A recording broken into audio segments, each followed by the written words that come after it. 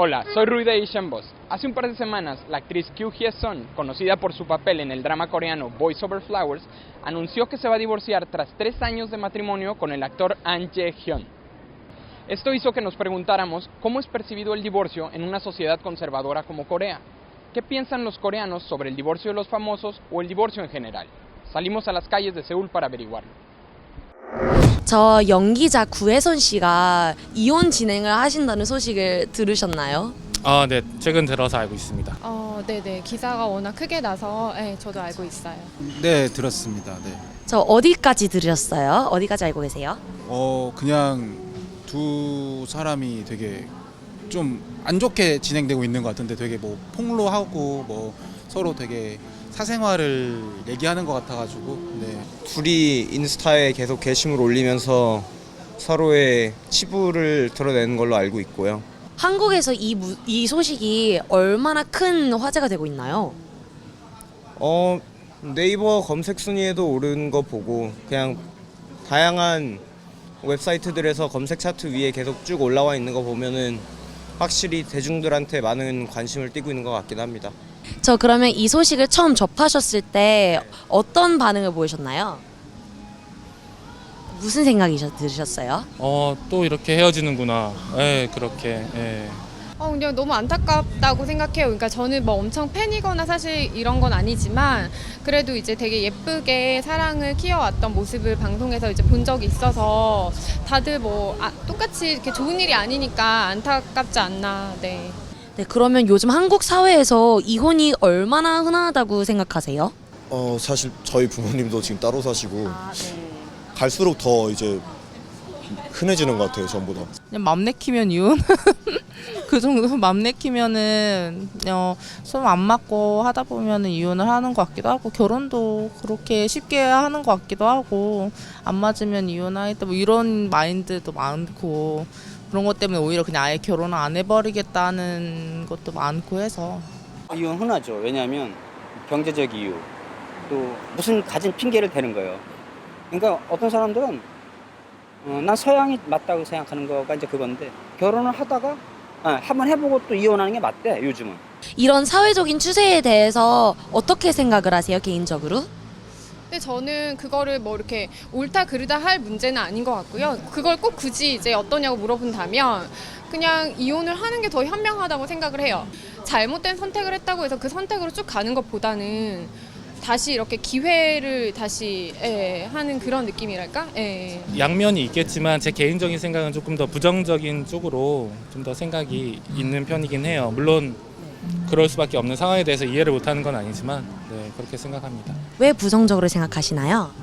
그래도 서로에 대한 책임감 같은 것들에 대해서 보다 신중하지 못한 시작들을 많이 하는 게 아닌가라는. 이거는 굉장히 잘못된 거죠. 우리 한 20년 전만 해도 이혼하면 매장됐어요, 사회에서. 근데 지금은 이혼해도 뭐 덩덩이 걸어다녀? 그거는 좀 창피한 줄 알아야 될 것 같은데? 그런데 요즘 막 결혼도 안 하려고 하는 사람도 있고 그런데 미래에 결혼을 하실 계획이 있으세요? 네, 언젠간 할 것 같아요. 그러면 본인은 이혼은 죽어도 못한다 그런 타입이세요? 아니면 상황에 따라서 뭐 할 수도 있고 그런 타입이세요? 일단 만났는데 정말 안 맞으면 당연히 이혼을 해야겠죠. 둘이 서로 안 맞으면 이혼하는 게 맞다라고 생각하고요.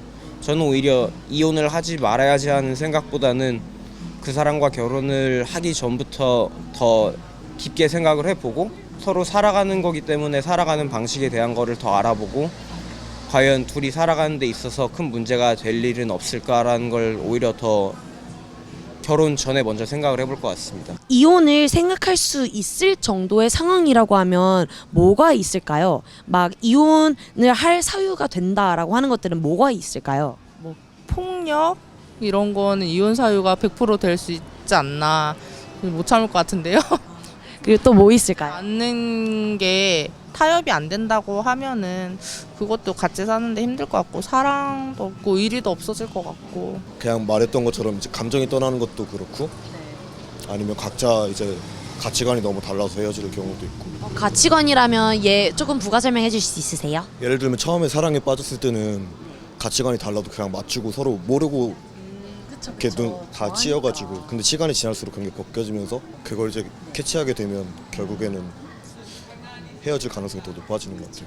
근데 그거는 제 주변에 보니까 너무 사소한 문제로도 이혼을 하더라고요. 그러니까 꼭 큰 문제만으로 이혼을 하는 건 아닌 것 같아요. 그러니까 뭐 이를테면 뭐 정말 뭐 우스갯소리로 치약을 밑에서부터 짜라고 했는데 그 중간에 짜서 그거 사소한 그런 문제로 뭐 다툼의 원인이 돼서 그거의 감정이 이제 격해지다 보니까 다른 게 같이 맞물려져서 이렇게 싸우게 되는 경우가 많기 때문에 그냥 큰 이유 뭐 이것 때문에 정말 이혼이에요 이렇다기보다는 그냥 서로의 그 감정을 존중해주지 못하는 상태가 되면 아주 작은 문제로라도 헤어지는 것 같아요. 그러면 아시는 한에서 한국에서 이혼 절차가 얼마나 쉽다고 엄청 아시나요? 쉽죠.